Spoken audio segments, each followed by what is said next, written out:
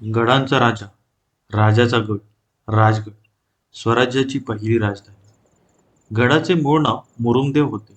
आधी निजामशाही आणि नंतर आदिलशाहीच्या ताब्यात असलेला हा किल्ला पुढे 1645 मध्ये छत्रपती शिवाजी महाराजांनी जिंकून घेतला आणि त्याचे नाव राजगड ठेवले. राजगड हा किल्ला 4 भागात विभागला आहे: पद्मावती माची, सुवेळा माची, बालेकिल्ला आणि संजीवनी माची. साधारणतः पद्मावती माची व बालेकिल्ला या भागात तत्कालीन निवासी घरे आणि राजवाड्याचे अवशेष आहेत. त्यात मुख्य राजमार्ग पाली दरवाजाकडून आहे आणि एक चोर दरवाजा गुंजवणे गावाच्या दिशेने. किल्ल्यावर पद्मावती तलाव, पद्मावती देवीचे मंदिर, दारुखाना कोठार, राजवाड्याचे अवशेष, सदर, गुंजवणे दरवाजा, चिलखती बुरुज, पाली दरवाजा आणि संजीवनी माचीवरील तिहेरी तटबंदी इत्यादी महत्त्वपूर्ण पुरावशेष आहेत.